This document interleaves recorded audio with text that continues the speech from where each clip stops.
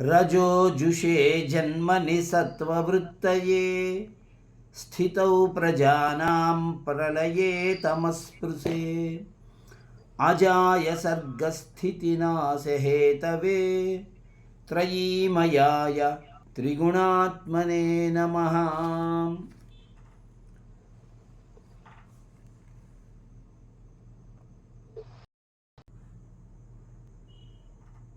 పట్టాభిషేకం జరగబోతూ ఉంది తారాపీడుడికి, చంద్రాపీడుడికి, తారాపీడుని యొక్క కుమారుడికి. ఆ సమయంలో తారాపీడుని యొక్క మంత్రి అయినటువంటి శుకనాసుడు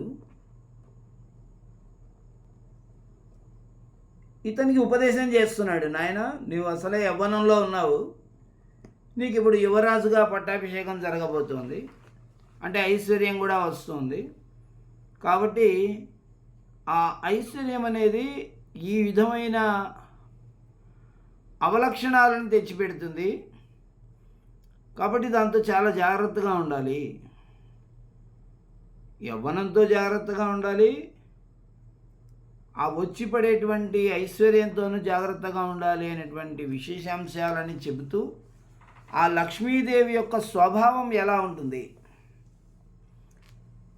ఆమె ఈ విధమైన లక్షణాలు కలిగినటువంటిది అనే అంశాన్ని తెలియజేస్తూ నిన్న ఏం చెప్పారు అని అంటే,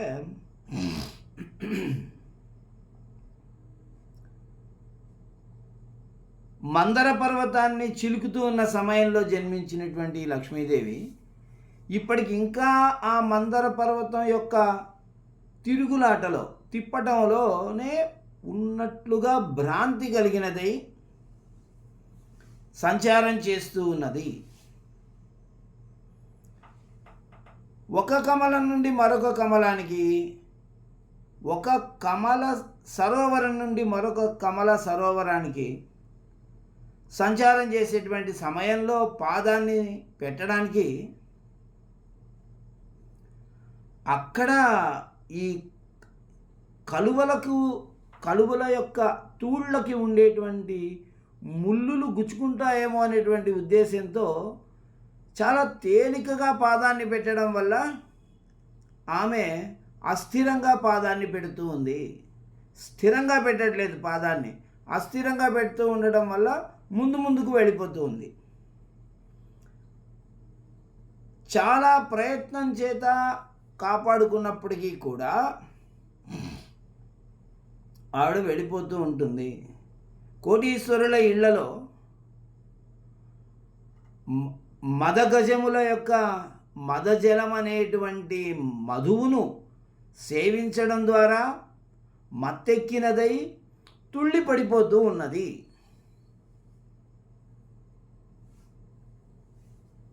పారుష్యాన్ని, కాఠిన్యాన్ని శిక్షణ పొందడానికి కత్తుల యొక్క పదునుల యందు ఆవిడ నివాసం ఉంటున్నది. అంటే కత్తుల యొక్క పదునులే లక్ష్మీ నివాసాలు. అంటే ఆ వీర పరాక్రమాల ద్వారా మాత్రమే లక్ష్మి అనేటువంటిది వస్తుంది అనే విషయాన్ని చెప్తున్నాడు. కాబట్టి కత్తి యొక్క మొనలో లక్ష్మీదేవి ఉంటుంది. విశ్వరూపాన్ని తాను కూడా ప్రదర్శించాలి అనే ఉద్దేశంతోనేమో శ్రీమన్నారాయణునితో ఈవిడ చిలిమి చేసింది.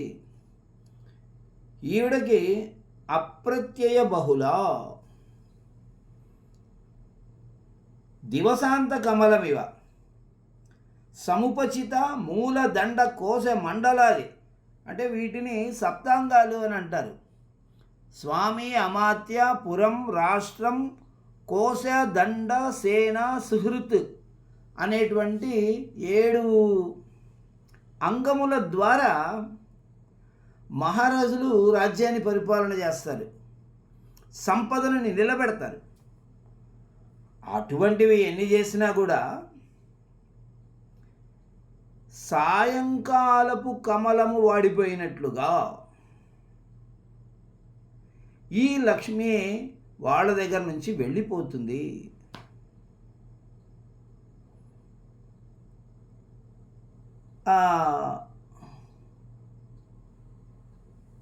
లత వలె చెట్లను ఎక్కేస్తుంది. లత ఎలాగైతే చెట్లను ఎక్కేస్తుందో, చెట్లని ఆలంబనం చేసుకొని పైకి వెళ్తుందో, ఆ విధంగా ఈ లక్ష్మి కూడా అందరినీ ఆలంబన చేసుకొని వాళ్ళని వృద్ధి చేస్తూ ఉంటుంది. ఈ గంగా నదిలాగా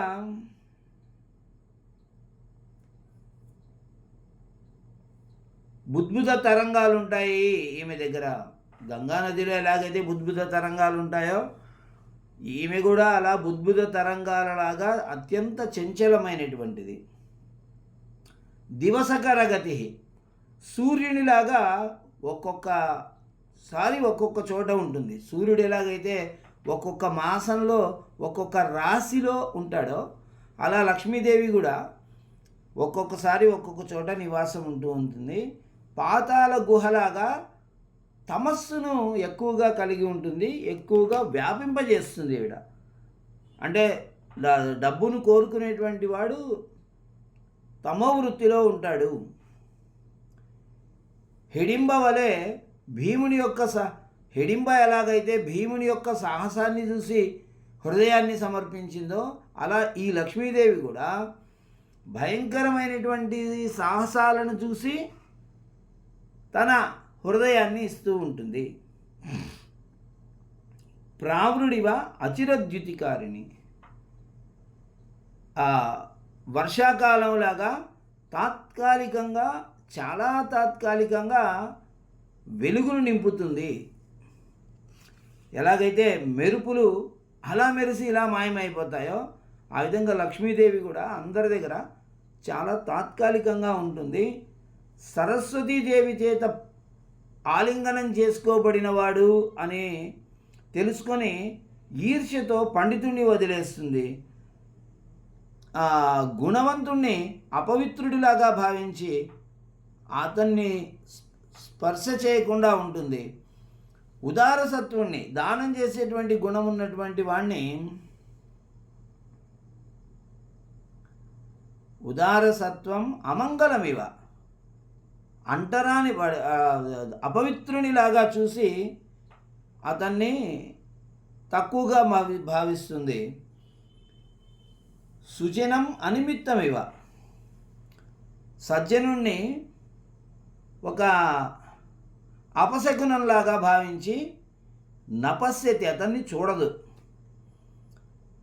ఉత్తమ వంశంలో పుట్టినటువంటి వాడిని పామును దాటినట్టు దాటేస్తుంది.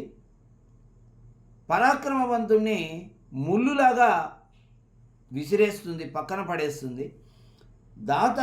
దానం చేసేటువంటి వాడిని దుస్వప్నమివ, పీడకలలాగా అతన్ని గుర్తు చేసుకోదు. వినీతం పాతకినమివ, వినయవంతుణ్ణి పాపాత్ముడిలాగా అతని దగ్గరికే వెళ్ళదు. మనస్వినం ఉన్మత్తమివ ఉపహసతి, ఆత్మాభిమానం కలవాణ్ణి పిచ్చివాణ్ణిలాగా భావించి ఉపహసతి, అపహాస్యం చేస్తుంది. అక్కడి వరకు చెప్పుకున్నామండి నిన్నటి పాఠం. ఈరోజు పాఠం అక్కడి నుంచి మొదలు పెడదాం. పేజీ నంబర్ 61లో చివరి పారాగ్రాఫ్లో 3వ వరుస. పరస్పర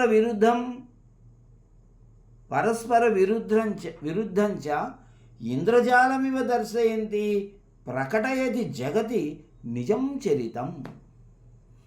నిజం చరితం, తన యొక్క స్వభావమును,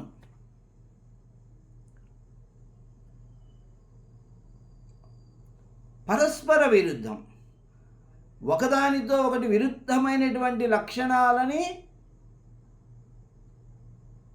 దర్శయంతి ప్రకటయతి, చూపిస్తూ ఆవిడ ప్రకటిస్తుంది. ఇంద్రజాలమివ, ఇంద్రజాలంలో మనం ఏం చూస్తున్నామో మనకు అర్థం కాదు. ఈ కంటికి కనిపిస్తున్నది ఒకటి, అది మాయమైపోయి మరొక రకంగా మారిపోతుంటుంది. అది ఎలా మాయమైందో, ఇంకొకటి ఎలా వచ్చిందో ఏమీ అర్థం కాదు మనకి, మన ఊహకు అందదు. ఒక పెద్ద ఏనుగుని మన కళ్ళెదురుగా ఉంచి ఆ ఏనుగును మాయం చేసేస్తాడు అతను. ఏనుగు ఎలా మాయమైపోయిందో తెలియదు. ఇలా ఎలాగైతే ఇంద్రజాలంలో ఉన్నది లేనట్టు, లేనది ఉన్నట్టు, ఉన్నది పోయినట్టు,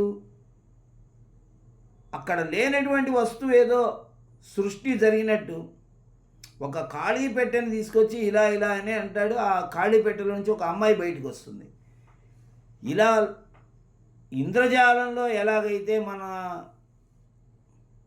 మనకు అర్థం కాకపోతూ కాని విషయాలు ఉంటాయో, లేనిది ఉన్నట్టు ఉన్నది లేనట్టు కనిపిస్తుందో, అలా పరస్పర విరుద్ధం, ఒకదానికొకటి విరుద్ధమైనటువంటి వ్యవహారాలను ఆవిడ ప్రకటిస్తూ ఉంటుంది. ప్రకటిస్తూ ఈ జగతి, ఈ ప్రపంచంలో నిజం చరితం, నిజం అంటే నిజం తనదైన చరితం, నిజం అంటే తనదైన అనుకోండి అర్థం, తనదైన చరితం, స్వభావమును, చరిత్రను ప్రకటింపజేస్తుంది.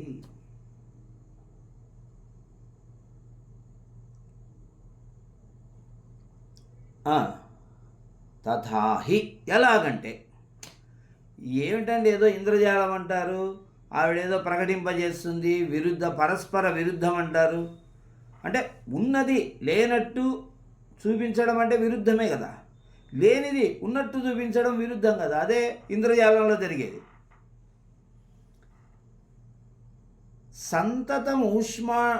సంతతమూష్మాణం ఉపజనయంత్యపి జాడ్యం ఉపజనయతి, సంతతమూష్మాణం ఉపజనయంత్యపి జాడ్యం ఉపజనయతి. సంతతం ఎల్లప్పుడూ, ఊష్మాణం ఉష్ణతను, వేడిని,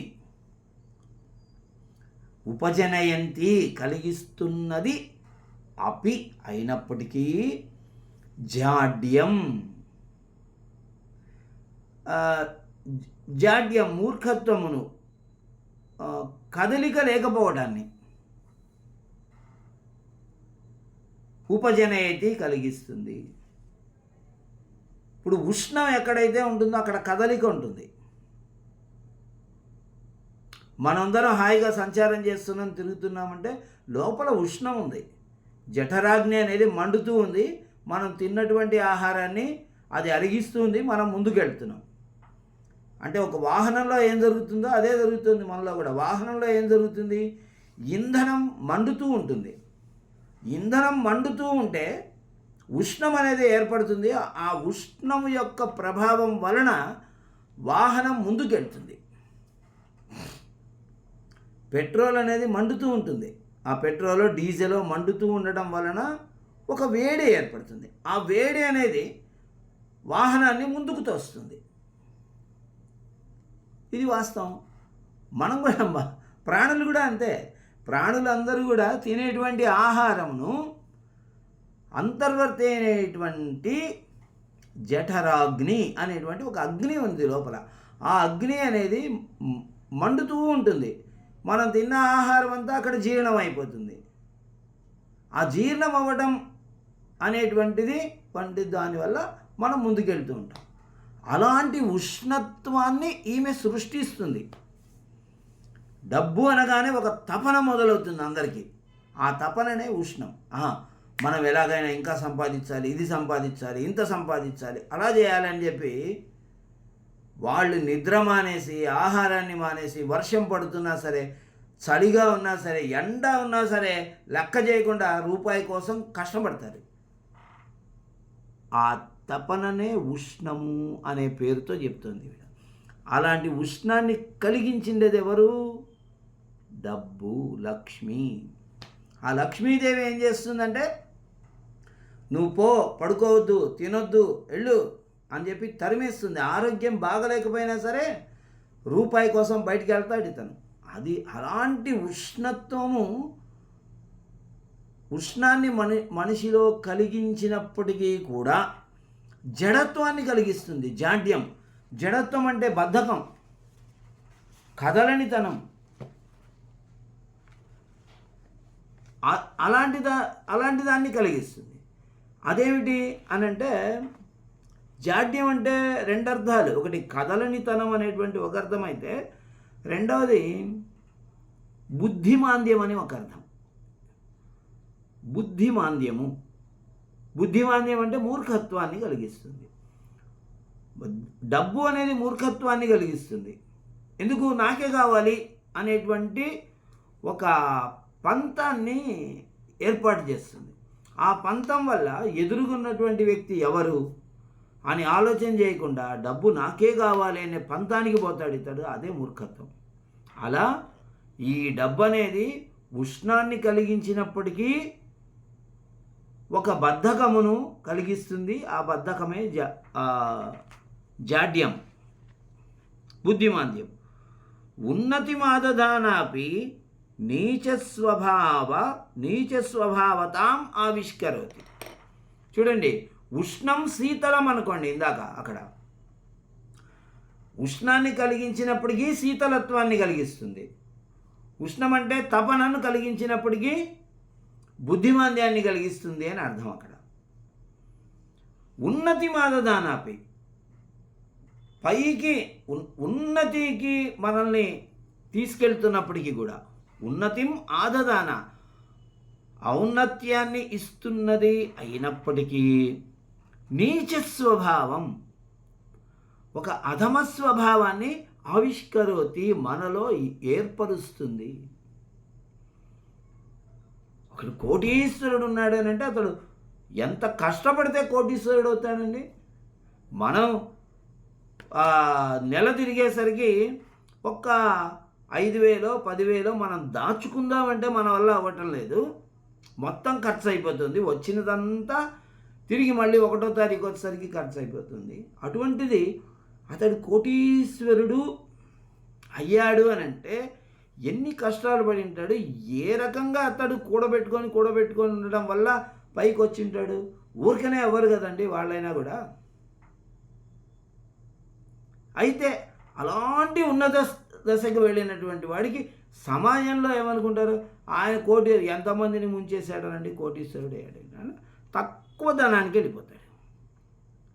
అదే పక్కన తనతో పాటు ఉన్నటువంటి మధ్యతరగతి కుటుంబం వాడిని, పేదవాడిని ఎవరు ఇలా నిందించరు. ఒక కోటీశ్వరుడు అనేసరికి అతడు ఎంతో కష్టపడి పైకి వచ్చినప్పటికీ కూడా సమాజంలో ఏమంటారు, ఎంతమందిని ఏం చేశాడో ఈయన, మోసం చేశాడో, ఇంత కోటీశ్వరుడు, లేకపోతే అంత డబ్బులు ఎక్కడి నుంచి వస్తాయంటారు. ఇలా ఉన్నత దశకు తీసుకెళ్ళినప్పటికీ కూడా నీచ దశను అంటగడుతుంది ఈ లక్ష్మీదేవి. ఇవి విరుద్ధమైనటువంటి భావాలంటే వేడి చలి, వేడిని కలిగిస్తున్నప్పటికీ చలిని కలిగిస్తుంది అని అంటే బుద్ధిమాంద్యాన్ని కలిగిస్తుంది అని అక్కడ అర్థం. ఇక్కడ ఉన్నత దశని కలిగించినప్పటికీ కూడా నీచమైన స్థితిని కలిగింపజేస్తుంది లక్ష్మీదేవి. తోయరాశి సంభవాపి తృష్ణాం సంవర్ధయతి. తోయరాశి సంభవ, సముద్రము నుండి జన్మించినది. సముద్రం నుండి జన్మించినది ఏం చేయాలి? దాహాన్ని పోగొట్టాలి. కానీ తృష్ణాం, దాహమును సంవర్ధయతి, పెంచుతుంది. ఇప్పుడు నదీ జలాలు అవన్నీ ఏం చేస్తాయండి? మనకి దాహాన్ని తీరుస్తాయి. బాగా దాహం అవుతోంది, ప్రతి వ్యక్తి గంటకోసారైనా అన్ని మంచినీళ్ళు తాగాలి. నేను మీకు ఉన్నటువంటి ఒక్క నిమిషం అండి అని వీడియో ఆఫ్ చేసి మళ్ళీ ప్రత్యక్షం అవుతుంటాను. ఆ 10 సెకండ్ల కాలంలో అన్ని ఒక గుక్కెడు మంచినీళ్ళు తాగుతూ ఉంటాను. అలా గంటకొకసారైనా మంచినీళ్ళు ఖచ్చితంగా తాగాలి. ఆ మంచినీళ్ళు ఏం చేస్తాయంటే మన యొక్క దాహాన్ని తీరుస్తూ ఆరోగ్యాన్ని కలిగిస్తాయి. ఈవిడెవరు? ఈ లక్ష్మీదేవి. తోయరాశి, తోయరాశి అంటే సముద్రం. తోయరాశి సంభవ, సముద్రము నుండి జన్మించినది. అపి, అయినప్పటికీ, సముద్రం నుండి జన్మించినది అంటే నీరు. ఆ నీరు ఏం చేయాలి? మనకి దాహాన్ని పోగొట్టాలి. సముద్రం నీళ్ళు ఎక్కడైనా దాహాన్ని పోగొడతాయండి? అవి తాగడానికే పనికిరావు అసలు. ఆ నీళ్లు ఒకవేళ తాగితే దాహం ఆరదు, ఇంకా దాహం అవుతూనే ఉంటుంది. అలా తృష్ణాం దాహమును సంవర్ధయతి, పెంచుతూ ఉంటుంది లక్ష్మీదేవి. ఇక్కడ తృష్ణ అనేటువంటి పదానికి రెండు అర్థాలు ఉన్నాయి. ఒకటి దాహము అనే అర్థము, రెండోది ఆశ అని రెండో అర్థం. ఒకడు నేను ఒక 10,000 సంపాదించుకోవాలి అనుకున్నాడు అనుకోండి. 10,000 సంపాదించేటువంటి పని వాడికి వచ్చింది. 10,000 సంపాదించుకున్నాడు. తృప్తి పడతాడా అక్కడికి? లేదు. నేను 10,000 సంపాదించాలి అనుకుంటే సంపాదించుకోగలిగాను, ఈసారి 20,000 సంపాదించాలి అనుకుంటాడు. 20,000 సంపాదిస్తున్న వాడేమనుకుంటాడు, 50,000 ఎలా సంపాదించాలి అని ఆలోచన చేస్తాడు. 50,000 ఆల్రెడీ సంపాదించుకుంటున్నటువంటి వాడు 1,00,000 ఎలా సంపాదించాలన్నది. ఇలా మానవుడికి ధనం అనేది ఎంత వచ్చినా కూడా ఒకచోట ఆ ఆశకి పూర్ణబిందువు, ఫుల్ స్టాప్ అనేది ఉండదు. ఇంకా సంపాదించాలి, ఇంకా పైకి వెళ్ళాలి, ఇంకా ఇంకా ఇంకా అనేదాన్ని తృష్ణ అంటారు.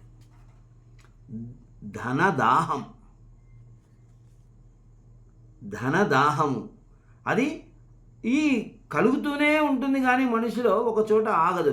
అలాంటి విరుద్ధమైన భావాలు కలిగినటువంటిది లక్ష్మీదేవి. సముద్రంలో జన్మించినప్పటికీ అందరి దాహాన్ని తీర్చకుండా అందరిలో ఉన్నటువంటి ధనదాహాన్ని పెంచుతూ ఉంటుంది ఈవిడ. ఇక్కడ తృష్ణ అనేటువంటి దానికి దాహము అని, ఆశ అని అర్థము రెండు చెప్పుకోవాలి మనం.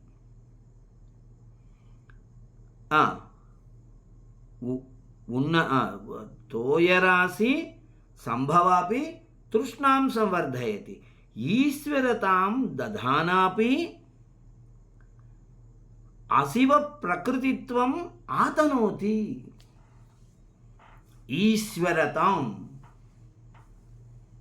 నాయకత్వమును, ఈశ్వరత్వమును, దధానా అపి ఇస్తున్నది అయినప్పటికీ కూడా అశివ ప్రవృత్తి, అశుభ ప్రవర్తనను ఆదదాతి అందింపజేస్తుంది, ఇస్తుంది అనుకోండి. ఆతనోతి వ్యాపింపజేస్తుంది. ఇప్పుడు ఈశ్వరుడు అంటే దేవుడు, పరమేశ్వరుడు, శివ, ఈశ్వరత్వం శివత్వం. శివత్వాన్ని మనకు ఇస్తూ అశివత్వాన్ని అంటగడుతుంది. ఇది విరుద్ధం.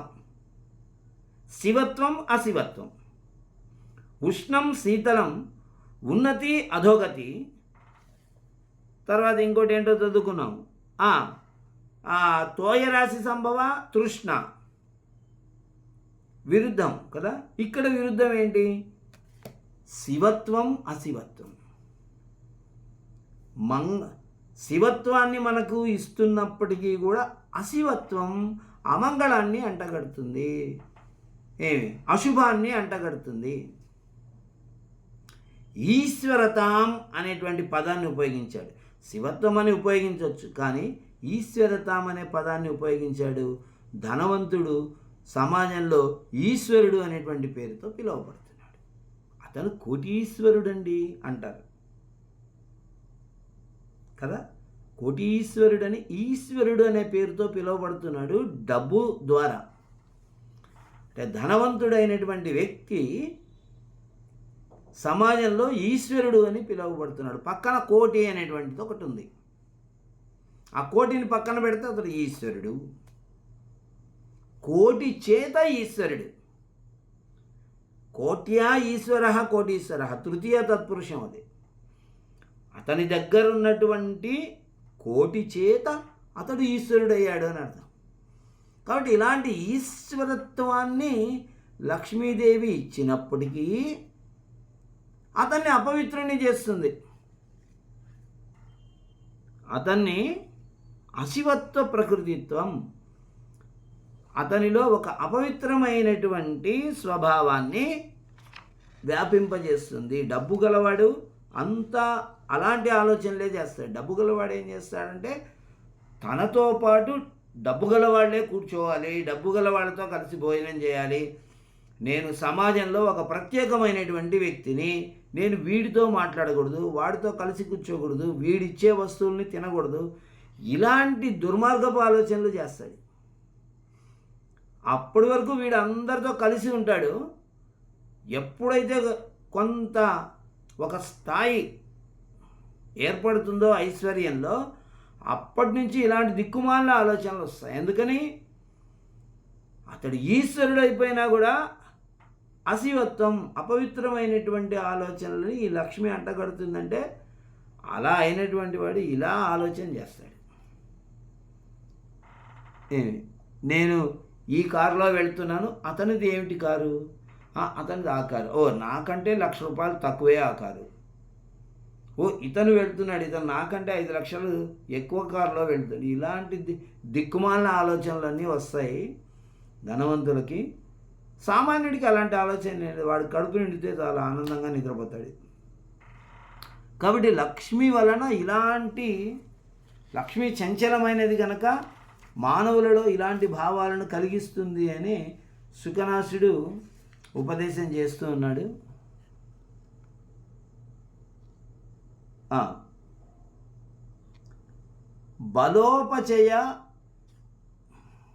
బలోపచయం ఆహారం చెప్పి లఘిమానం ఆపాదయతి. బలోపచయం, బల ఉపచయం, బలమును ఉపచయం వృద్ధి చేయునది. అయినప్పటికీ లఘిమానం తేలికదనాన్ని ఆపాదయతి తెచ్చిపెడుతుంది. ఇప్పుడు మన శరీరంలో బలం పెరిగే కొద్దీ మన యొక్క బరువు పెరగాలి. అంతేగాని శరీరంలో బరువు పెరిగే కొద్దీ మనం తేలికగా అవ్వకూడదు కదా.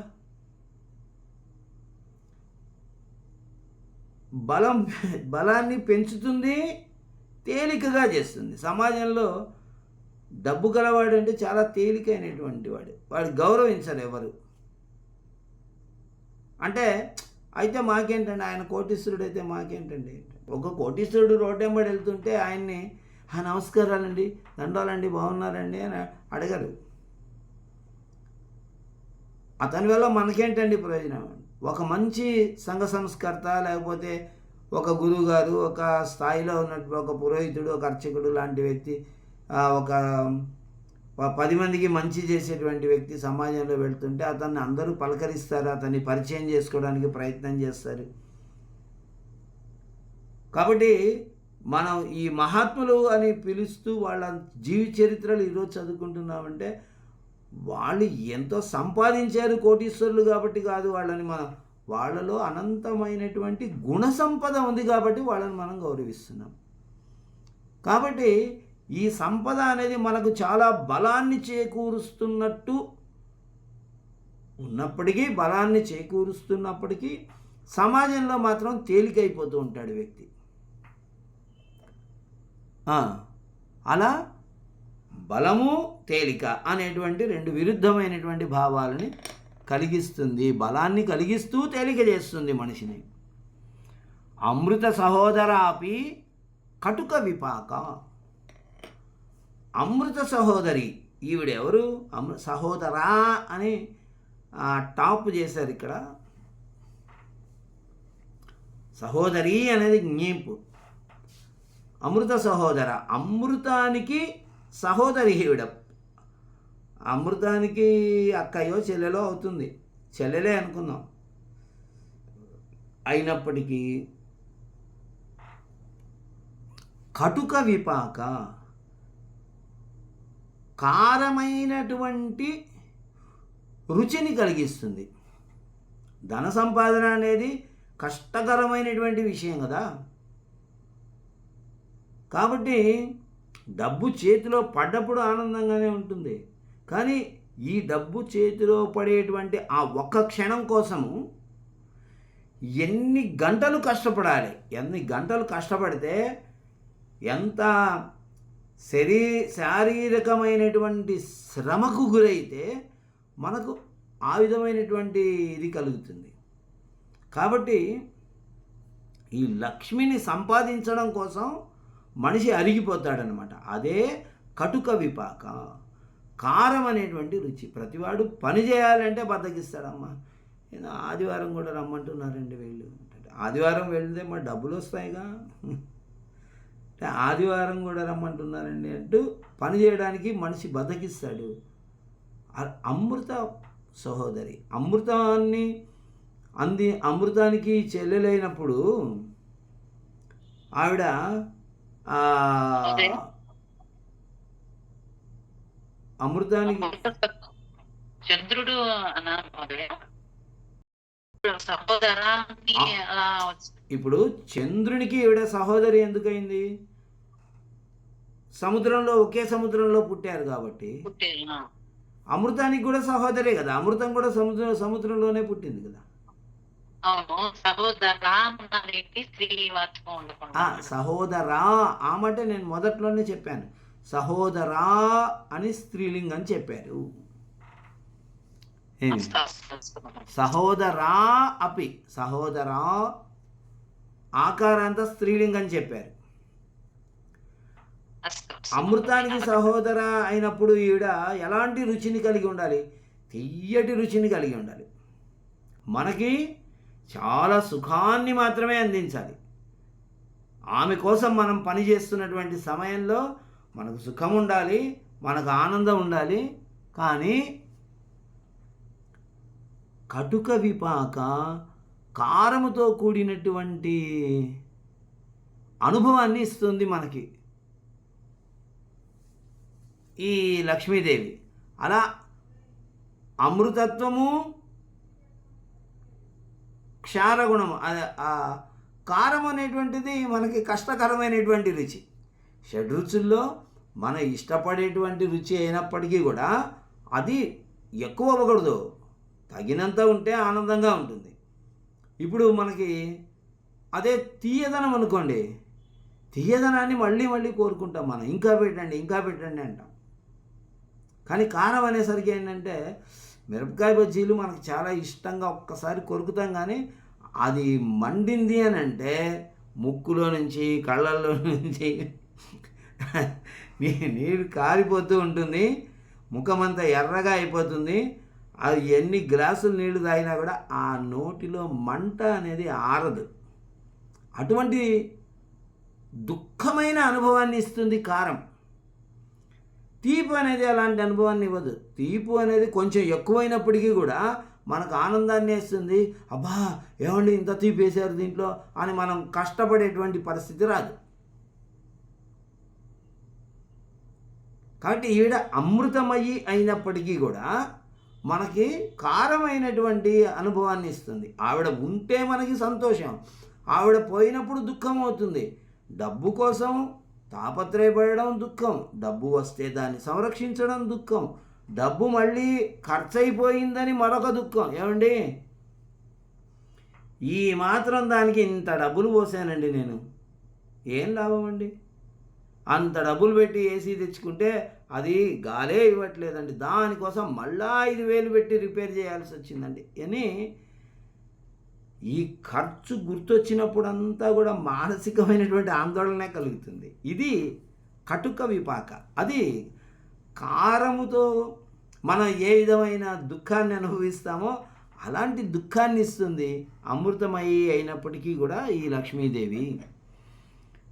విగ్రహవత్యపి అప్రత్యక్ష దర్శనం. విగ్రహవతి రూపము కలది. విగ్రహం అంటే రూపము, మూర్తి. రూపము కలది అయినప్పటికీ కూడా అప్రత్యక్ష దర్శన, ప్రత్యక్ష దర్శన కాదు. ఇప్పుడు ఇది విరుద్ధం. రూపము కలిగి ఉన్నా కూడా కనపడదు. ఇప్పుడు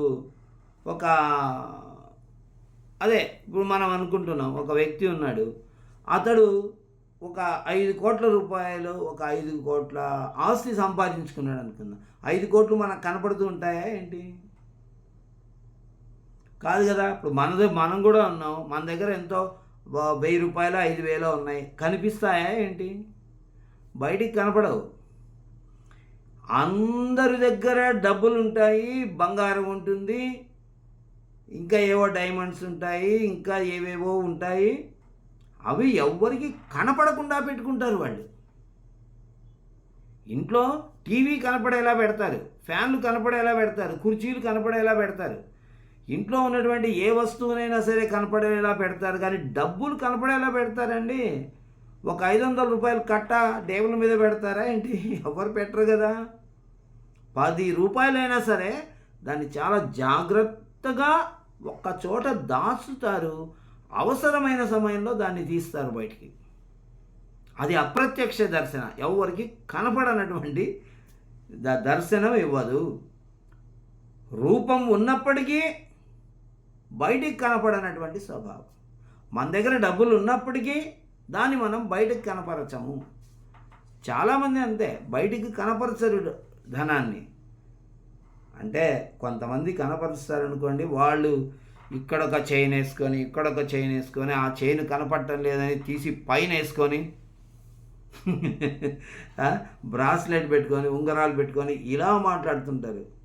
ఏమిటి చెయ్యి ఇలా అంటాడు అంటే ఉంగరాలు కనపడాలని ఆయన తాపత్రయం, బ్రాస్లెట్ కనపడాలని ఇలా ఇలా అంటుంటారు. ఇలా కొంతమంది ప్రదర్శన చేస్తారు, కానీ అది చాలా తక్కువ మంది. చాలామంది తన దగ్గర ఉన్నటువంటి ధనాన్ని ఇతరులకు కనపడకుండా ఉంచాలి అనుకుంటారు. తన దగ్గర ఎంత ఉంది అనేటువంటి విషయము తన భార్యా పిల్లలకు కూడా తెలియకూడదు అనుకుంటారు. ఉండటాన్ని లేకపోవడాన్ని కూడా తెలియకూడదు అనుకుంటారు. పిల్లల దగ్గర డబ్బుల గురించి ఎందుకు మాట్లాడతాం, మన దగ్గర లేదు అనేటువంటి విషయం పిల్లలు తెలిస్తే వాళ్ళు బాధపడతారు, వాళ్ళు సరిగా చదువుకోరు అని పెద్దవాళ్ళు భార్యాభర్తలు ఇద్దరు అనుకుంటూ ఉంటారు. కాబట్టి ఉన్నధనాన్ని తెలియనివ్వకూడదు, లేనిధనాన్ని కూడా తెలియనివ్వకూడదు. అలా ఏం చెప్పుకున్నాం? విగ్రహవతి, రూపవతి అని అర్థం. విగ్రహవతి ఈజ్ ఈక్వల్ టు రూపవతి. రూపము కలది అపి అయినప్పటికీ కూడా అప్రత్యక్ష దర్శన, ప్రత్యక్షముగా దర్శనము ఇవ్వనటువంటిది లక్ష్మీదేవి. పురుషోత్తమరతాపి ఖలజన ప్రియా. ఇక్కడ చూడండి, పురుషోత్తమరత, పురుషోత్తముడు శ్రీమన్నారాయణుడు. శ్రీమన్నారాయణునితో రత కూడి ఉన్నప్పటికీ, శ్రీమన్నారాయణుడితో కూడి ఉన్నది అయినప్పటికీ కూడా ఈ లక్ష్మీదేవి ఖలజన ప్రియ. దుష్టులంటే ఇష్టపడుతుంది, దుర్మార్గులంటే ఇష్టపడుతుంది. రావణాసురుడి లంకానగరం చూడండి, అపి స్వర్ణమయీ లంక. బంగారపు మేడలు, బంగారపు గోడలు. బంగారం మనకి ఈరోజు 1 గ్రాము కొనాలి అంటే ఇంత రేట్ అయి కూర్చుంది. ఒక చిన్న ఆభరణం, చిన్న ఉంగరం, ఒక చిన్న కర్ణాభరణం తీసుకోవాలంటే మనం ఇంత కష్టపడుతున్నాము. వాళ్ళు బంగారంతో భవనాలను నిర్మించారు రావణాసురుడి లంకలో అని అంటే, రావణాసురుడి పట్ల ఎంత అనుగ్రహం చూపించిందండి మహాతల్లి మహాలక్ష్మీదేవి. కాబట్టి పురుషోత్తముని ఇల్లాలు అయినప్పటికీ కూడా దుర్మార్గులంటే ఇష్టపడుతుంది. పురుషోత్తముడు, దుర్మార్గుడు ఈ 2 వ్యతిరేక పదాలు. పురుషులలో ఉత్తముడు పురుషోత్తముడు. కలహ అంటే దుర్మార్గుడు, వీడు నీచమైనటువంటి స్వభావం గలవాడు. కాబట్టి దుర్మార్గుల దగ్గర ఎక్కువ డబ్బులు ఉంటాయి. ఎందుకని? వాడు వాళ్ళను మోసం చేసి, వీళ్ళను మోసం చేసి, అక్కడ దొంగతనం చేసి, ఇక్కడ దొంగతనం చేసి పట్టుకొచ్చుకుంటాడు. రావణాసురుడు సొంతంగా సంపాదించుకునేటువంటిది కాదు లంకారాజ్యము. కుబేరుడు నిర్మించుకున్నటువంటి ప్రత్యేకమైనటువంటి నగరాన్ని కుబేరుడితో యుద్ధం చేసి ఆ కుబేరుణ్ణి గెలిచి, అంటే కుబేరుడిని తన్ని లాక్కున్నాడు చెప్పాలంటే. కుబేరుడు సొంత అన్నయ్యే రావణాసుడికి. కాబట్టి అలా చేస్తారు. కాబట్టి తెల్లారేసరికి కోటీశ్వరులు అయిపోతారు వాళ్ళు. ఖలజనప్రియ, దుష్టులంటే ఇష్టపడుతుంది ఈ మహాలక్ష్మి. రేణుమయీవ స్వచ్ఛమపి కలుషీకరోతి. రేణుమయీ ఇవ లక్ష్మీ స్వచ్ఛమపి కలుషీకరోతి. ఇప్పుడు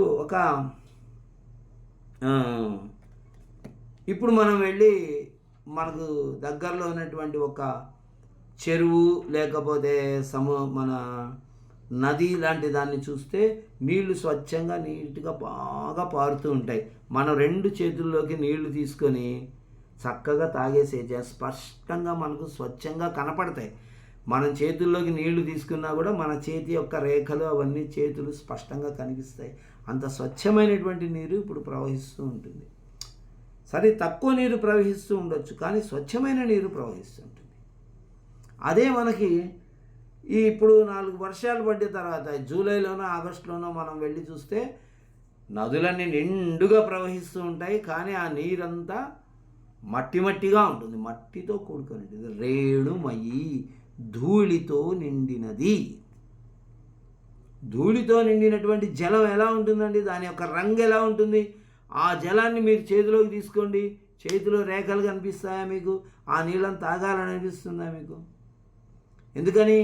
కలుషీకరోతి. అది మన యొక్క శరీరమును మనం తాగితే మన శరీరమును కలుషం చేస్తుంది, అది మన మలినం చేస్తుంది. ఎలాగైతే ఆ నీరు మనల్ని స్వచ్ఛమైనటువంటి మన శరీరాన్ని కూడా మలినీకరోతి, మలినంగా మార్చేస్తుందో, ఆ విధంగా లక్ష్మీదేవి స్వచ్ఛమైనటువంటి బుద్ధి గలవాడిని కూడా మలినీకరోతి, మలినంగా మార్చేస్తుంది.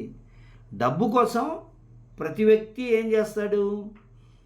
ఎలాంటి దుర్మార్గం పనైనా చేయడానికి ఇష్టపడతాడు, ఎవరినైనా మోసం చేయడానికి ఇష్టపడతాడు.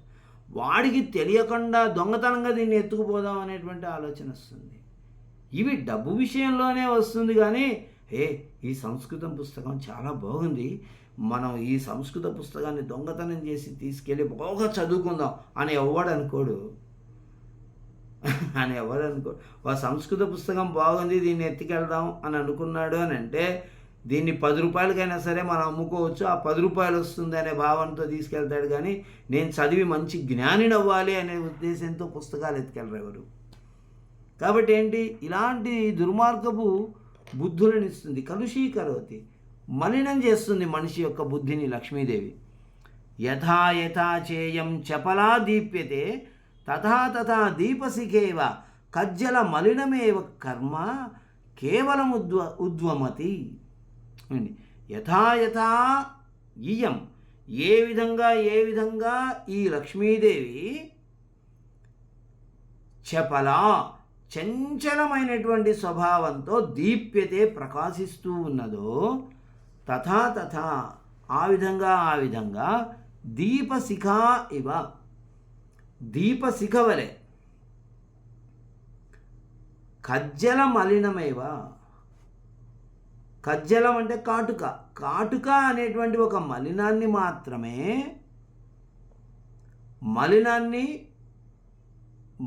మలినం అనేటువంటి కర్మ పనిని కేవలం మాత్రమే ఉద్వమతి, వెళ్ళగక్కుతుంది. అంటే ఇప్పుడు చూడండి, దీపశిఖ అంటే జ్వాల. ఆ జ్వాల అనేది ఇలా మండుతుంటుందండి. జ్వాల అనేది ఇలా ఇలా ఇలా ఇలా ఇలా తిరుగుతూ ఉంటుంది. ఇప్పుడు మంట మండుతున్నప్పుడు మనం దాన్ని చూస్తే ఆ మంట ఎలా ఉంటుందండి? ఇలా ఒకవైపు పైకి వస్తుంది, ఒకవైపు కిందికి వెళ్తుంటుంది, ఒకవైపు ఇలా వెళ్తుంది, ఒకవైపు అలా వెళ్తుంది, ఇలా ఇలా తిరుగుతుంది, పైకి వస్తుంది, మళ్ళా కిందికి వెళ్తుంది. అలా మంట అనేది ఆ జ్వాలలు అనేటువంటివి అలా ఎగసి పడుతూ ఉంటాయి,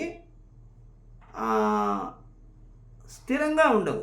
ఇలా ఇలా ఇలా ఇలా వచ్చి మన ట్యూబ్లైట్ వెలిగినట్టు వెలుగుతుందా మనము ఏదైనా మంటను చూసినప్పుడు? కాదు కదా. అలా ఈ లక్ష్మీదేవి కూడా ఆవిడ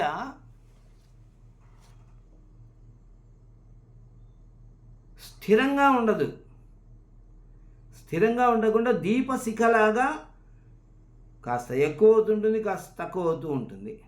అలా ఎగసిపడుతూ చంచలంగా ఉంటుంది. అయితే ఈ దీపశిఖ ఏం చేస్తుందండి? మనం ఒక దీపం తీసుకొని దాన్ని మనం వెలిగించి దానిపైన ఒకటి బోర్లు ఇస్తూ ఉంటాం, ఒక చిన్న రంధ్రాలు కలిగినటువంటి ఒక గిన్నెని. ఎందుకని ఆ దీపం గాలి యొక్క ప్రభావం దానిపైన పడి అది శాంతం అవ్వకుండా ఉండాలని చెప్పేసి బోర్లు ఇస్తాం. ఈ దీపం అనేది వెలుగుతూ వెలుగుతూ వెలుగుతూ ఉంటుంది. ఆ తర్వాత మనం ఈ పాత్రను తీసి చూస్తే లోపలంతా మసిగట్టి ఉంటుంది. దాన్ని మనం కాటుక అని అంటుంటాం. దాన్ని కాటుక చేసుకొని ఆడవాళ్ళు పెట్టుకుంటూ ఉంటారు. ఇలా ఏం చేస్తుంది, ధనం అనేది చాలా కాలము ఒక మనిషి దగ్గర ఉండి మండుతూ ఉన్నప్పటికీ కూడా అది కాటుక లాంటి మచ్చల్ని మిగిలించి వెళ్ళిపోతుంది, అనుభవాన్ని మిగిలించి వెళ్ళిపోతుంది. ఈ దీపం అనేది మండినంతసేపు బాగా జ్వాలలు మండి చివరికి కజ్జల మలినమేవ. ఆ కజ్జలం దేనికైనా ఉపయోగపడుతుందండి. కజ్జలం అంటే మంటలో నుంచి బయటకు వచ్చిన మాలిన్యము. ఆ మాలిన్యం అనేది అలా మనలో కూడా ఈ ధనం అనేది మనలో ఉన్నటువంటి మలినాలన్నింటినీ బయటికి తీసి సమాజానికి చూపించి ధనం అనేది వెళ్ళిపోతుంది అని ఇక్కడ దీపశిఖతో పోల్చి చెప్తూ ఉన్నాడు. యథా దీప్యతే, ఎలా మండుతుందో అంత ఎక్కువ పొగని, ఆ పొగ ద్వారా ఈ కజ్జలాన్ని ఏర్పాటు చేస్తుంది. మసి చెప్పాలంటే ఇంకా ఆ మసి అనేది మిగిలిపోతుంది మనకి. తథాహి ఇయం సంవర్ధన వారిధరా తృష్ణా విషవల్లీనాం. తథాహి ఇయం సంవర్ధన వారిధరా తృష్ణా విషవల్లీనాం. తృష్ణ అనే ఆశ అనే విషవల్లి, విషపు తీగలకు సంవర్ధిని. సంవర్ధన వారిధర, పెంచేటువంటి వారిధర మేఘము. వారిధర అంటే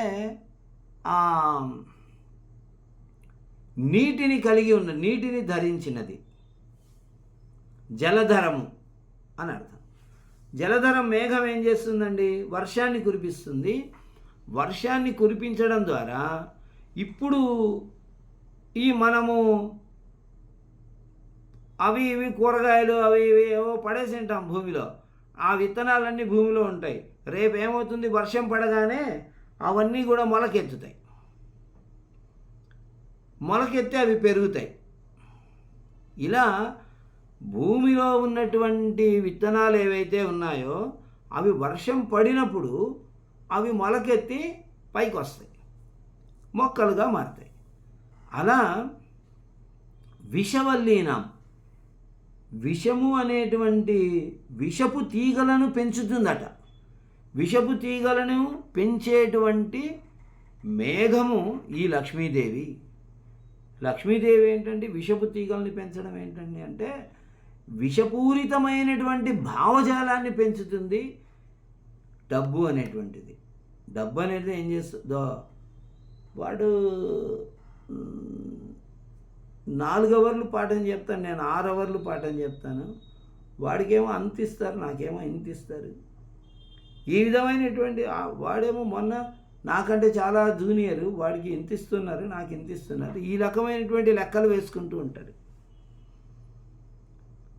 ఇలా అంటే ఇలా ఇతడు అనుకోవడం వల్ల ఆ వ్యక్తితో ఇతడు సరిగా స్నేహం చేయకుండా ఉంటాడు.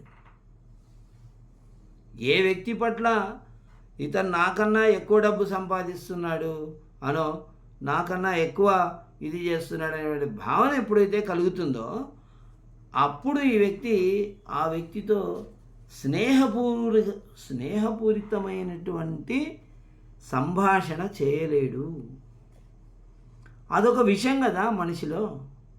ఎప్పుడైతే నువ్వు పక్కవాడిని కోటీశ్వరుడైతే నాకేమిటండి అని అనుకోవడమో, లేకపోతే ఫలానా వ్యక్తి చాలా కష్టపడేవాడు అతడు బాగా డబ్బు సంపాదించి మంచి కోటీశ్వరుడయ్యాడు అని సంతోషపడవచ్చు. ఓ ఇతను నాకన్నా చిన్నవాడైనప్పటికీ కూడా నాకన్నా ఎక్కువ సంపాదిస్తున్నాడని ఆనందపడవచ్చు. అలాంటి విశాలమైనటువంటి భావాలని మనస్సుకు అలవాటు చేస్తే జీవితంలో ఎంత ఆనందాన్ని పొందొచ్చో అలాంటి భావాలను మనం అలవాటు చేసుకుంటే తెలుస్తుంది. కాబట్టి పక్కవాడు ఇలా సంపాదిస్తున్నాడు, అలా సంపాదిస్తున్నాడు, ఇలా పెద్దవాడు, అలా పెద్దవాడయ్యాడు, నాకు రూపాయి లేదు, నాకు ఇది లేదు అని ఎప్పుడు ఏడుస్తూ ఉంటారు. కొంతమంది రూపాయలనే లెక్కేసుకుంటారు. అలాంటి విషలతలను పెంచి పోషిస్తుంది లక్ష్మీదేవి. డబ్బు అనేటువంటిది అలాంటి విషలతలు, విషాన్ని కక్కేటువంటి లతలు. ఆ లతలను పెంచేటువంటి మేఘము ఈ లక్ష్మీదేవి. వ్యాధగీతిరింద్రియాణం వ్యాధగీతిరింద్రియ మృగాణం. ఇంద్రియ మృగాణం, ఇంద్రియములు అనేటువంటి మృగాలకి, జింకలకి వ్యాధగీతి బోయవాణి యొక్క పాట. ఇప్పుడు బోయవాడు ఏం చేస్తాడంటే జింకల్ని పట్టుకోవాలి అనుకుంటే జింకల్ని తరిమి పట్టుకోవాలంటే వాడి వల్ల ఏది కాదు. కాబట్టి ఒక ఉచ్చు వైపుకు వాటిని మరలించి పంపించాలి. అక్కడెక్కడో ఏదో పెట్టింటాడు, అందులో వెళ్ళి ఇది చిక్కుకోవాలి, అందులో వెళ్ళి ఇది చిక్కుకోవాలి అని అంటే వీడేం చేస్తాడు, అక్కడ ఒక ఉచ్చును ఏర్పాటు చేసి ఆ ఉచ్చు కంటే ఆవలి వైపు ఉండి అక్కడి నుండి పిల్లన గ్రోవి ఊదుతాడు. ఆ పిల్లన గ్రోవి ఊదినప్పుడు ఆ గానం ఏదైతే ఉందో ఆ గానం అంటే ఎక్కువ ఇష్టం వాటికి, ఆ జింకలకి. ఆ గానాన్ని వినుకుంటూ ఆ గానం ఏ వైపు నుంచి వినిపిస్తూ ఉందో ఆ వైపుకు ప్రయాణం చేస్తాయి జింకలు. ప్రయాణం చేసి ఉచ్చులో చిక్కుకుపోతాయి. అలా మన ఇంద్రియాలు అనేటివి జింకలైతే ఇంద్రియ మృగాణం, మన ఇంద్రియాలు అనేటువంటి జింకలకు వ్యాధగీతి బోయవాడు పాడే పాట లాంటిది లక్ష్మీదేవి. డబ్బు అనేటువంటి ఆలోచన మనకు రాగానే ఏం చేస్తామంటే డబ్బు వచ్చేటువంటి వైపు మనం ప్రయాణం చేస్తాం. అందులో ఇన్వెస్ట్ చేస్తే మనకి ఇంత డబ్బులు వస్తాయట, అక్కడ డబ్బు పెడితే ఇంత వస్తుందట, కాబట్టి మనం అక్కడ పెడితే బాగుంటుంది అని చెప్పేసి అటువైపు పెడతారు. చాలామంది డబ్బును కోల్పోతున్నటువంటిది ఇక్కడే. అక్కడ మనం డబ్బు పెడితే ఇంత వస్తుందట, ఇక్కడ డబ్బు పెడితే ఇంత డబ్బులు వస్తాయట అని చెప్పి డబ్బులు పెట్టి మొత్తం పోగొట్టుకుంటారు. అది రాదు, అది వచ్చే వడ్డీ రాదు, అసలు ఉండదు.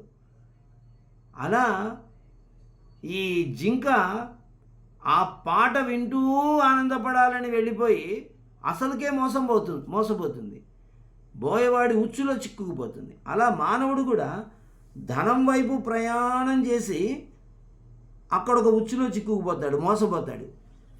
ఇది ధనం వల్ల జరుగుతుంది. కాబట్టి వ్యాధగీతి బోయవాడి పాట లాంటిది అని ఇక్కడ ఉపమానం చెప్పారు. పరామర్శ ధూమలేక సచ్చరిత చిత్రాణం. సచ్చరిత్ర ఒక మానవుడికి ఒక మంచి చరిత్ర ఉంటుంది. అతనికి మచ్చలేనటువంటి చరిత్ర ఉంది. చాలా మంచివాడు, బాగా చదువుకున్నవాడు, జ్ఞానం గలవాడు, త్యాగధనుడు, పరోపకారం చేసేటువంటి వాడు, మంచిగా స్నేహం చేసేవాడు. ఇలా ఏవో ఆయన గురించి లోకంలో మంచి అతని కీర్తి ఉంటుంది. అయితే ఈ ధనం అనేది ఎలా వస్తుందండి అంటే పరామర్శ ధూమలేక, ఒక పరామర్శ చుట్టూ ఆవరించేటువంటి ధూమలేక పొగ రాశిలాగా వస్తుంది. సచ్చరిత చిత్రాణం. సచ్చరిత్ర అనేటువంటిది ఒక చిత్రంగా మనం గీస్తే చిత్రము, ఆ చిత్రాన్ని కనపడనీయకుండా పొగ ఆవరిస్తుంది. పొగ ఆవరించినప్పుడు పొగకు ఆవల ఏముందో మనకు తెలియదు కదండి, కనపడదు కదా. అలా ఈ ధనం అనేది ఏం చేస్తుందంటే ఒక వ్యక్తి యొక్క సచ్చరిత్రను కనపడనివ్వకుండా పొగలాగా ఆవరించేస్తుంది అతన్ని. కాబట్టి ఆ వ్యక్తిలో ఉన్నటువంటి ధనమే కనపడుతుంటుంది, కానీ ప్రజలకి ఆ వ్యక్తిలో ఉన్నటువంటి సచ్చరిత్ర కనపడదు. సచ్చరిత్రని కనపడనీయకుండా చేస్తుంది. అటువంటిది ఈ ధనము.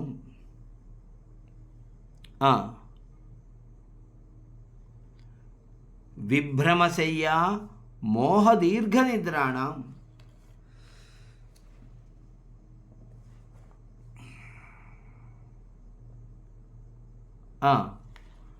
విభ్రమశయ్య, విభ్రమ విలాసవంతమైనటువంటి శయ్య, పరుపు విలాసవంతమైనటువంటిది, బాగా మంచి పట్టు పరుపు, మెత్తనైనటువంటి పరుపు, విశాలమైనటువంటి పరుపు, సుఖమైన స్పర్శ కలిగినటువంటి పరుపు, ఇలాంటి ఏవో మనం అనుకుంటుంటాం కదా. పరుపు అనేది ఇలా ఉండాలి అంటే దాన్ని చూస్తేనే సుఖం కలగాలి, స్పర్శ సుఖంగా ఉండాలి, పడుకుంటే ఆనందంగా నిద్ర రావాలి. ఇలాంటి సుఖమయమైనటువంటి శయనం ఏదైతే ఉందో అది మోహ దీర్ఘ నిద్రాణం. మోహము అనేటువంటి దీర్ఘ నిద్ర కలిగినటువంటి వాళ్ళకి ఇదొక మోహశయ్య. ఈ ధనం ఈ లక్ష్మి అనేటువంటిది విభ్రమశయ్య, విలాసవతి. అంటే దీర్ఘ నిద్ర అంటే చనిపోవడం అని అర్థం. దీర్ఘ నిద్ర అని అనకూడదు ఎప్పుడే కానీ. దీర్ఘ నిద్ర అంటే చనిపోయాడు అని అర్థం. అలా ఈ మోహం అనేది ఏం చేస్తుందంటే మనిషిని నిద్రింపజేస్తుంది. బాగా డబ్బు ఉన్నటువంటి వాడు ఈ విలాసాన్ని కోరుకుంటాడు. ఎప్పుడు హాయిగా మనం ఏం పని చేయకూడదు, సుఖంగా ఏసీ వేసుకొని శుభ్రంగా నిద్రపోతూ ఉండాలి, పడుకొని ఉండాలి. అప్పయ్య దీక్షితుడు ఏమంటాడంటే కోలే ఆనందంలో, హాలాహలో నైవ విషం విషం రమా నిపీయ జాగర్తి సుఖేన తం శివ స్పృశన్నిమాం ముహ్యతి నిద్రయా హరి. హాలాహలము అనేది విషం కాదండి. ఏదైతే పాలసముద్రం చిలికినప్పుడు పుట్టిందో అందరూ దాన్ని చూసి భయపడ్డారు. అమ్మో హాలాహలం అది తాగితే ఇంకేమైనా చచ్చిపోతారు, దాని వాసన తగిలితేనే చనిపోతారు, అంత భయంకరమైందేనే భయపడ్డారు. కానీ ఏం కాదండి.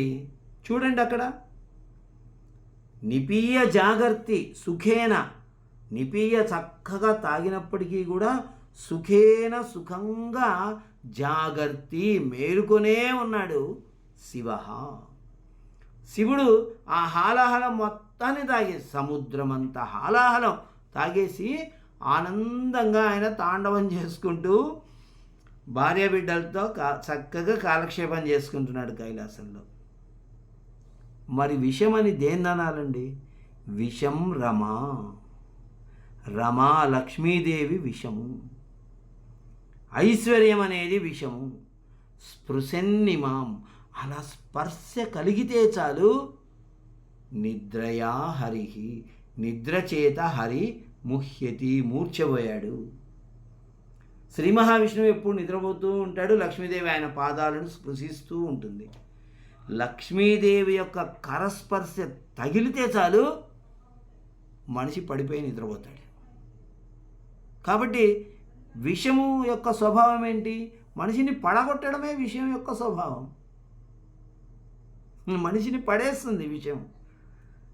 ఇక్కడ మరి సముద్రం అంత విషం తాగినా కూడా శివుడు ఆనందంగా తాండవం చేస్తున్నాడు. ఇక్కడ శ్రీ మహాలక్ష్మి అలా చేత్తో స్పృశించేసరికి శ్రీ మహావిష్ణువు ఆ శేషశయ్యపై అంత పెద్ద అన్ని పెద్ద 10,000 శేషుల పడగలమయము అటువంటి దాని కింద నిద్రపోతున్నాడు. ఇంట్లో పాము ఉందని తెలిస్తే ఎవరికైనా నిద్ర పడుతుందా అండి? అటువంటిది 10,000 శేషులు ఉన్నటువంటి పాము మీద కూడా అంత చక్కగా నిద్రపోగలుగుతున్నాడనంటే శ్రీ మహాలక్ష్మి స్పృశించడం వల్ల, శ్రీ మహాలక్ష్మి యొక్క స్పర్శ కలిగినటువంటి వాడు ఇట్లా ఉంటాడు. ఏమెడతాడా, సెలవు పెట్టేద్దాం, ఈరోజు సెలవు పెట్టేసి హాయిగా నిద్రపోదాం అనుకుంటూ ఉంటాడు. డబ్బు గలవాడు ఈ మాట అనుకుంటాడే కానివ్వండి, పేదవాడు ఈ మాట అనుకోడు. అనుకుంటే ఈరోజు జ్వరం వస్తే వచ్చింది లేవే, ఏదో 2 ఇడ్లీ తిని ఓ బిళ్ళ వేసుకొని వెళ్తాను, ఈరోజు పనికి వెళ్ళకపోతే ఈరోజు కూలీ రాదు కదా, ఈ కూలీ రాకపోతే మనం ఇంటి అద్దె కట్టుకోవాలి, కరెంటు బిల్లు కట్టుకోవాలి, పిల్లాడికి ఫీజు కట్టుకోవాలి, ఎలా వస్తాయి ఇవన్నీ అని చెప్పి ఓపిక లేకపోయినా కూడా ఏదో రకంగా ఓపిక తెచ్చుకొని ఒకంత కాఫీ తాగి ఏదో తనకు తెలిసినటువంటి బిళ్ళ వేసుకొని పనికి వెళ్ళిపోతాడు. ఈయన వెళ్ళిపోయి అక్కడ చలి అయినా ఎండ అయినా వానైనా, ఇప్పుడు ఎండ అని చెప్పేసి మనం దాక్కోవడానికి ప్రయత్నం చేస్తున్నాం ఏసీ గదుల్లో. అరటికాయలు అమ్మేవాళ్ళు, కూరగాయలు అమ్మేవాళ్ళు, వాళ్ళ ఐస్ క్రీమ్ అమ్మేవాడు ఎక్కడున్నాడు? ఎండలోనే ఉన్నాడు. రోడ్డు మీద నిలబడుకొని ఏదో చిన్న చెట్టు, అది ఏదో అంత నీడనిస్తే అక్కడ ఏదో చిన్న గొడుగు పెట్టుకొని అక్కడ కూర్చొని పని చేసుకుంటున్నాడు. అటువంటి చైతన్యాన్ని ఇస్తుంది లక్ష్మీదేవి, అలాంటి బద్ధకాన్ని ఇస్తుంది లక్ష్మీదేవి. ధనవంతుడు ఏమనుకుంటాడు? హాయిగా విభ్రమశయ్య, విలాసవంతమైనటువంటి పరుపుల మీద మోహనిద్ర, ఆ మోహము అజ్ఞానము చేత బాగా నిద్రపోవాలి అని అనుకుంటూ ఉంటాడు. అలాంటి భావాలను కలగజేస్తుంది లక్ష్మి. ఏమండి? నివాస జీర్ణవలభి,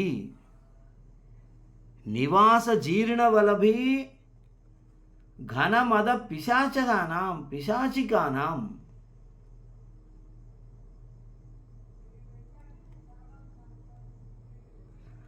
ఘనమద పిశాచికానాం. ఘన అంటే చాలా విశాలమైన, దట్టమైన అని అర్థం. మదం, మదము బాగా దట్టంగా ఉంది అంటే దండిగా ఉంది అని అర్థం, గర్వం. అటువంటి మదముతో కూడినటువంటి పిశాచకానం, పిశాచులకు నివాస జీర్ణవలభి. జీర్ణవలభి, వలభి అంటే ఇంటిపైన పైకప్పు. ఇంటిపైన ఏం చేస్తారంటే కింద పెద్ద ఇల్లు కట్టుకొని పైన అంత ఇల్లు కట్టుకోరు, పైన ఒక చిన్న గది కట్టుకొని ఉంటారు. దాన్ని వలభి అంటాం మనం. ఆ పైన కట్టుకున్నటువంటి చిన్న గదిని వలభి అంటాం. కట్టుకునేటప్పుడేమో అక్కడేదో మనం నివాసం ఉండొచ్చు, పైకి వెళ్ళినప్పుడు మనం పడుకోవచ్చు, కూర్చోవచ్చు, ఏమేమో అనుకొని కట్టుకుంటారు. కానీ ఆ తర్వాత కాలంలో పైకి ఎక్కే ఓపికనే లేక దాన్ని వదిలేసేస్తారు, అది పాడైపోతుంది. అలా పాడైపోయిన ఇళ్లలో పిశాచాలు వచ్చి చేరుతాయి. పిశాచాలు ఎక్కడ ఉంటాయండి? మనకు సినిమాల్లో కూడా చూపిస్తుంటారు. ఒక పాడుబడ్డ బంగ్లాను చూపిస్తారు, అందులో దయ్యం ఉన్నట్టుగా చూపిస్తారు. అలా పాడుబడినటువంటి ఇండ్లలో పిశాచాలు నివాసం ఉంటాయి. మామూలుగానే మానవులు నివాసం ఉంటూ ప్రతిరోజు ఇంటి ముందు ముగ్గు వేయటము, దీపారాధన చేయటము, రామకృష్ణ అని అనుకునే వాళ్ళు ఇంట్లో ఎవరైనా ఉండటం, ఇలాంటి లక్షణాలు కలిగినటువంటి ఇంటిలో దయ్యాలు ప్రవేశించవు. ముగ్గు వేయని ఇల్లు, దీపారాధన చేయని ఇల్లు, రామ అనే మాట వినబడని ఇల్లు ఏదైతే ఉంటుందో అక్కడికి చేరతాయి. కాబట్టి నివాస శిథిల వలభి, ఏం వలభైనా జీర్ణ వలభి. జీర్ణం అంటే పాడైపోయినటువంటి పైకప్పు, పైన ఇల్లు. అది నివాసం ఎవరికి? పిశాచులకు. ఏమండి?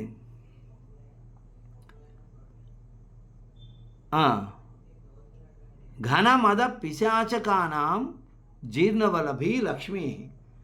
లక్ష్మి అనేటువంటిది ఈ బాగా మదమెక్కినటువంటి వాళ్ళు, గర్వం ఎక్కినటువంటి వాళ్ళకి నివాసం ఉండడానికి ఉపయోగపడే ఒక పాడుబడ్డ ఇల్లు లాంటిది. వాళ్ళు ఏం చేస్తారు? ఆ మదగర్వం కలిగినటువంటి వాళ్ళు డబ్బును ఆశ్రయించుకోవడానికి ప్రయత్నం చేస్తారు. ఏ విధంగా నేను ఆ దీన్ని నేనే కొట్టేసి నేనే సంపాదించుకోవాలి అని ఆలోచన చేసి వాళ్ళని పట్టుకొని రికమెండ్ చేసుకొని ఆ స్థానం తాను సంపాదించుకుంటాడు. కాబట్టి అటువంటి వాళ్ళకి ఒక పాడుబడ్డ ఇల్లు లాంటిది. ఏమి తిమిరోద్గతి శాస్త్రదృష్టీనాం. శాస్త్రదృష్టి కొంతమంది శాస్త్రం చదువుకున్న వాళ్ళు శాస్త్రదృష్టితో చూస్తారు ఏ పనిని చూసినా కూడా. భగవానుడు కూడా ఆ మాటే చెప్పాడు, తస్మాత్ శాస్త్రం ప్రమాణం తే కార్యకార్య వ్యవస్థితౌ.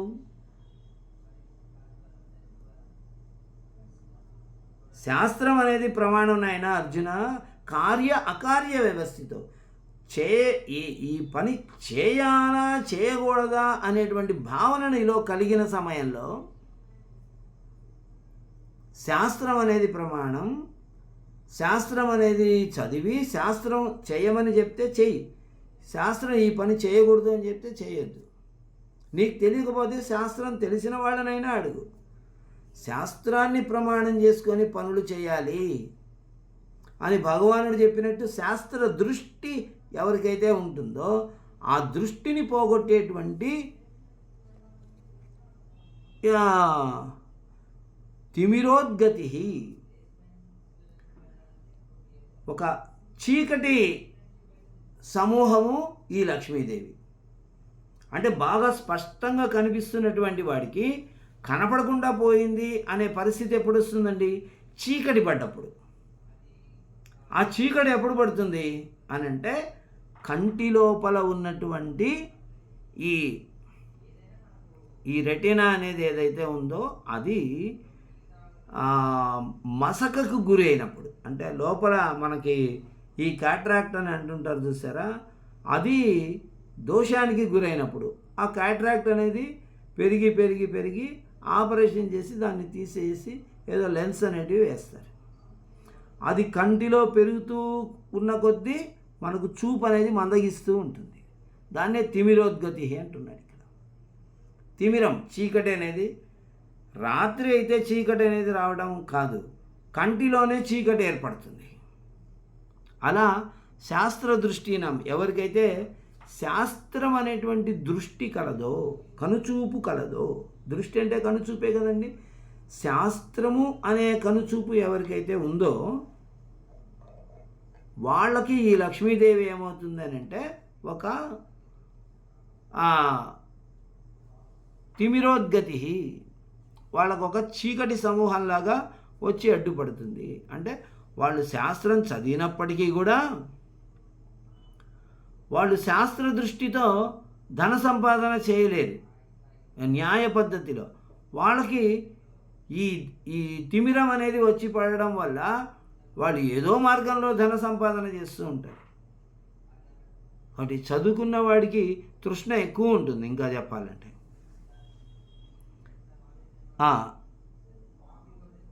శాస్త్ర దృష్టీనాం పురఃపతాక సర్వ అవినయానాం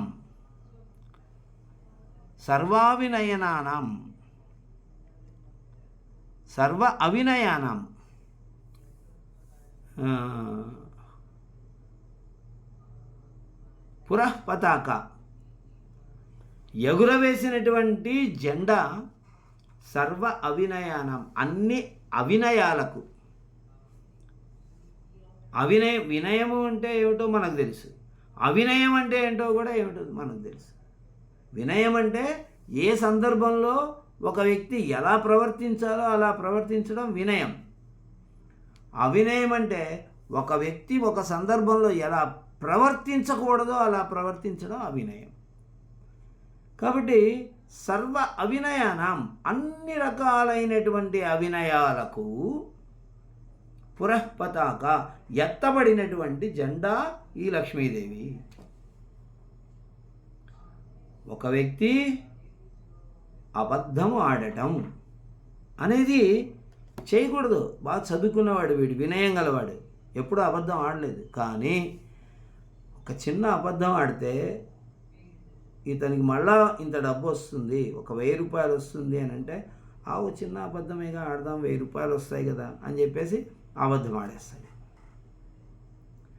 అన్యాయం చేయడం, మోసము చేయడము, దొంగతనము చేయడము, ఇంకా ఏదైనా బెదిరించడము, ఇలాంటివి అన్నీ కూడా అవినయాలు.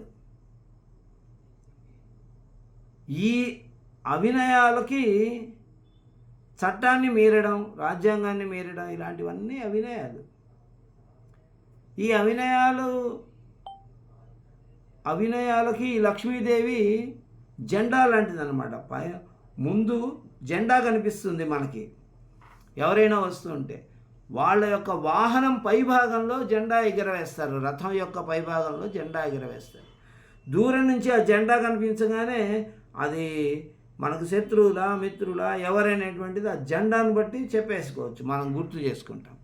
అలా ఇప్పటికీ ఆ నియమం స్టీమర్ల పైన ఉంది. మనకు వచ్చేటువంటి ఈ స్టీమర్లు ఏవేవైతే ఉంటాయో ఆ స్టీమర్లన్నీ కూడా వాళ్ళ దేశపు జెండాను కలిగి ఉండాలి. ఆ జెండాని వీళ్ళు ఇక్కడి నుంచి చూసి అది పలానా దేశానికి సంబంధించిన నౌక అనే విషయాన్ని వీళ్ళు తెలుసుకుంటారు. ఆ తర్వాత అది ఏ దేశానికి వెళుతుందో ఆ దేశం యొక్క జెండాను కూడా ఎగరవేయాలి. ఆ దేశం యొక్క జెండాని ఆ దేశం యొక్క సరిహద్దుల్లోకి వెళ్ళిన తర్వాత ఎగరవేయాలి. ఇలా అదేదో ఉన్నట్టుగా ఇక్కడ ఈ సర్వ అవినయానం, దుర్మార్గపు లక్షణాలన్నిటికీ కూడా ఈ లక్ష్మీదేవి ఎత్తిన జెండా లాంటిది. పురః పతాక, ముందు వేయబడినటువంటి పతాకం లాంటిది ఈవిడ. కాబట్టి డబ్బు అనేది ఎవరితోనైనా ఎంత దుర్మార్గం పనైనా చేయిస్తుంది.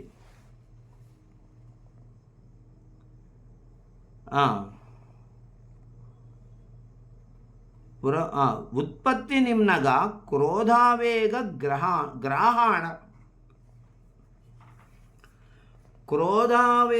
గ్రాహాణం ఉత్పత్తి నిమ్నగా. క్రోధం అనేటువంటి కోపము.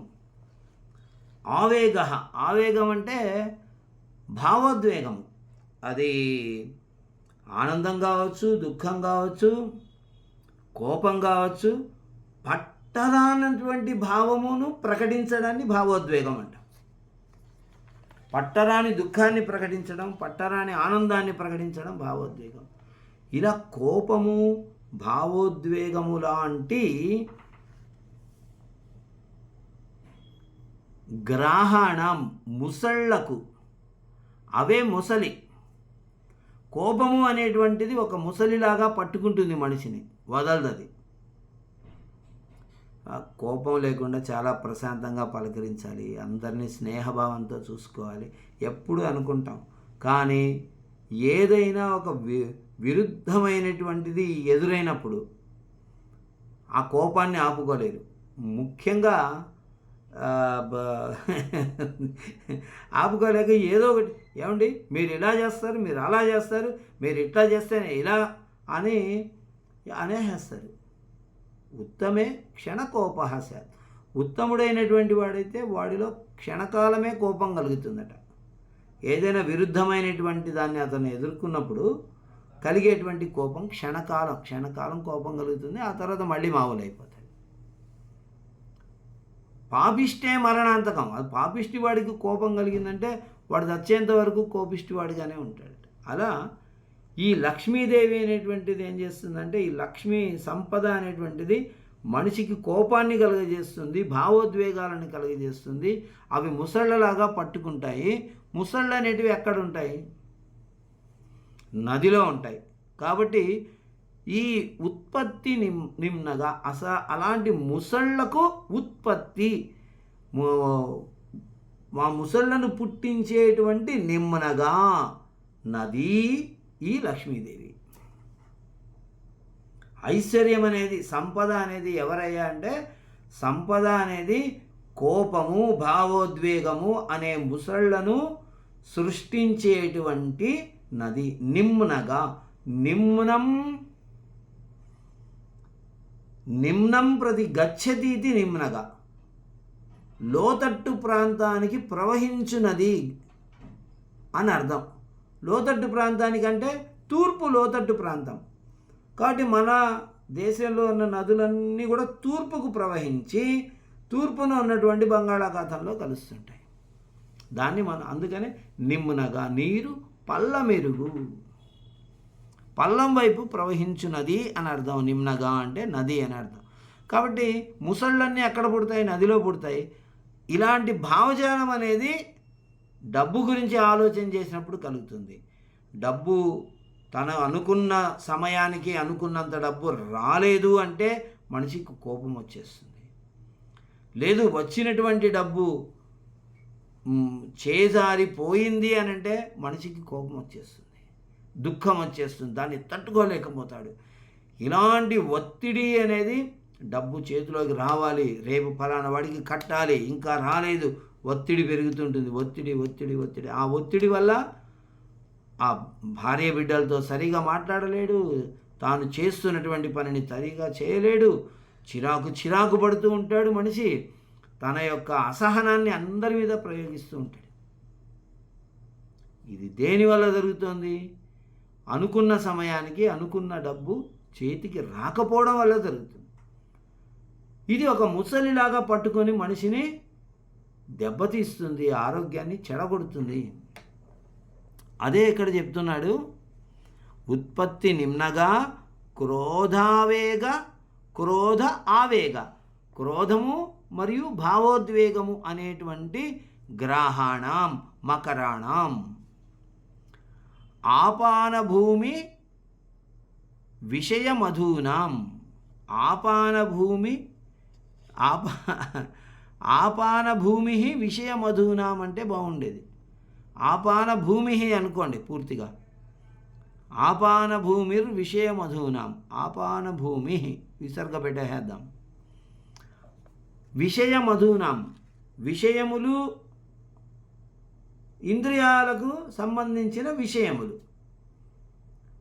ఈ 5 ఇంద్రియాలు చక్షు, గ్రాణం, రసన, శ్రోత్రం, చర్మ అనేటువంటి వాటికి రూపం, ఘ్రాణం, రుచి, శబ్ద, స్పర్శ అనేటువంటి 5 విషయాలు.